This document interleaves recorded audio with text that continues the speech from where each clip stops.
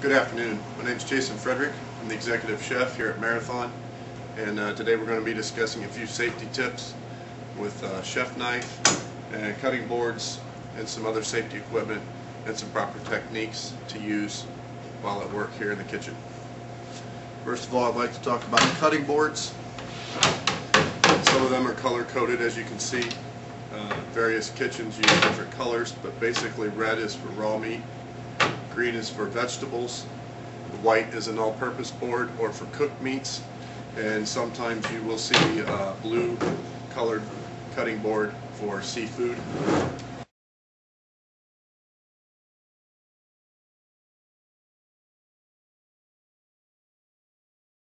So here at Marathon, we are required to wear a cutting glove anytime we are using a chef's knife or a slicer or anything with a blade.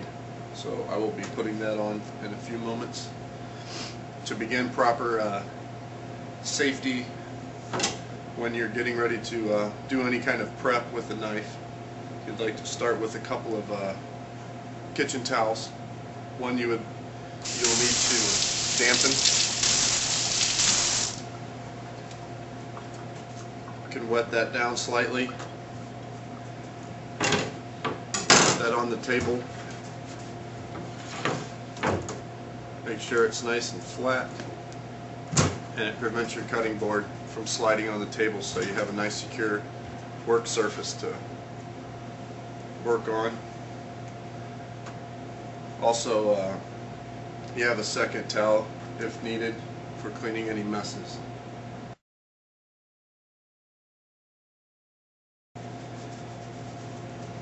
Before we begin, I would like to go over a few common tips with the chef knife, describing the knife and its different functions and purposes. This is a standard French style chef knife that is used in pretty much all commercial kitchens, with the exception of some of the Asian style cleaver chef knife. This is a molded handle. There are chef knives that have the rivets where the blade extends through the handle. This would be called the tang on the chef knife. This is a molded handle with the chef knife here. You have the heel of the blade here on the widest part, and then it narrows down to a tip. These actually serve two different purposes for different techniques of cutting and prep that is done. As you can see, I'm wearing my plastic gloves over my cutting glove and over my cutting hand, because anytime we handle ready to eat foods, we do not want to touch them with our bare hands.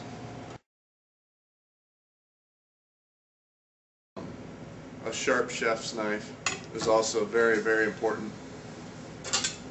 This is called a steel. For those of you who are beginners, I would recommend placing the tip of the steel onto a surface like a table or a cutting board to run the knife a few times. You want to try and keep the knife at a 45-degree angle, and you want to try to do the same number of rotations for each side of the blade.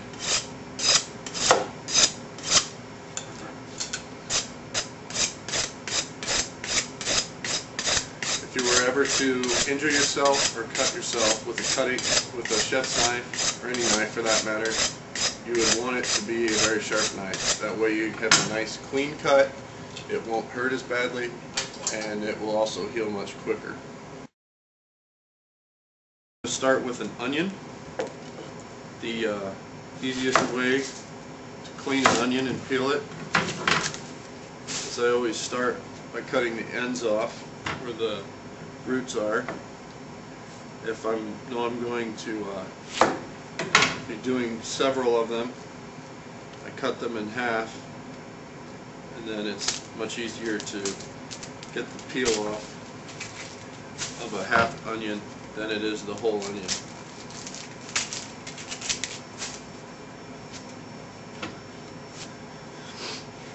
there are natural lines in the onion from one end to the other in the way it grows naturally.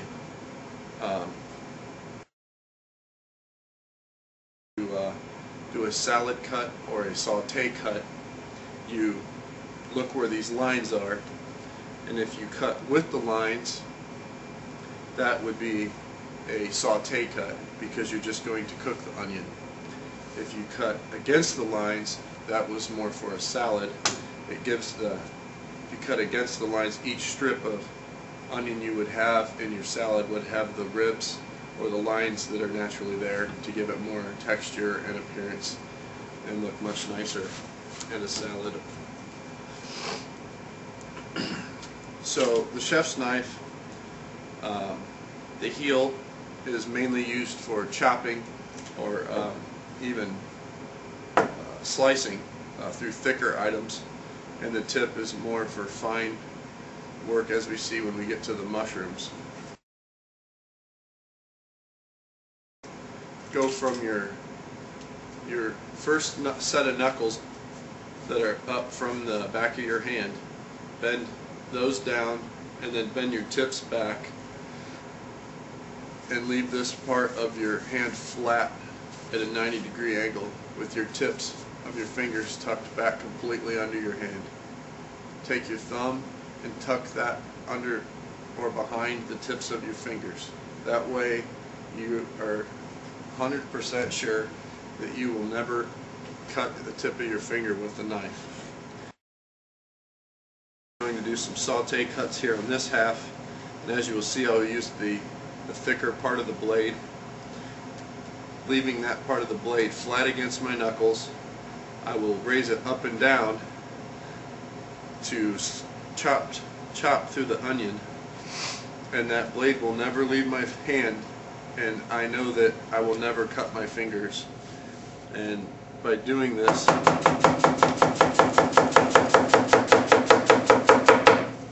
I know that I can cut those as thin or as thick as I want. See, there we have a nice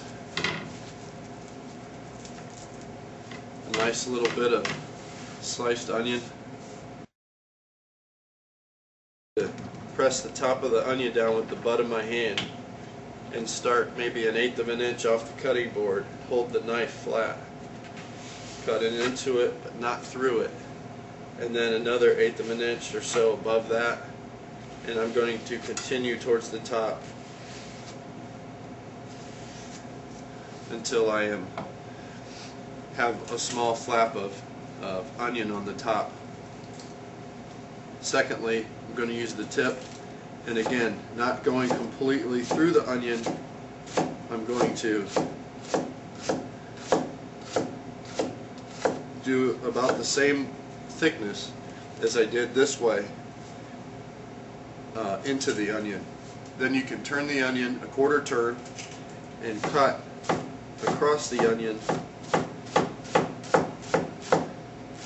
and as you can see, you have a fine dice or a thick dice or a minced onion, depending on how much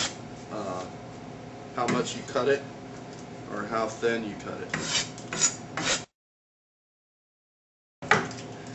Moving on to the mushrooms, the same principle applies with your keeping your fingers back and just going with the tip of the blade. You only want to raise the knife up as high as you need is necessary for the product that you're working with. There's half of the mushroom. I hope you can see that. I'll do another one. I'm only going to go halfway through, and when I was first beginning, this was a good technique that I learned. You just go halfway through, and then you take the other half and you lay it flat. You've cut half of it off, so now you have a flat cutting surface for it to be more secure, and then you can continue chopping. But if you're having to do a lot of mushrooms, you don't want to cut each mushroom 2 times. You don't want to go through the whole bunch and only do half and then go back and do the other half. So you want to make it one fluid motion.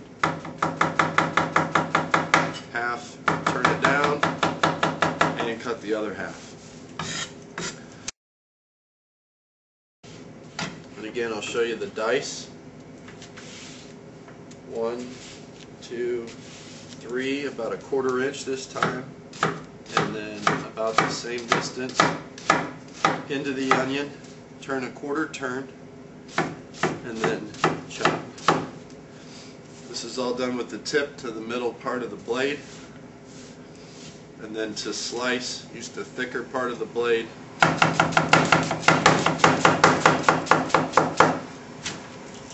There you have it. Are there any questions today on knife safety, uses of the knife, or any other safety equipment or techniques? Thank you for coming out today.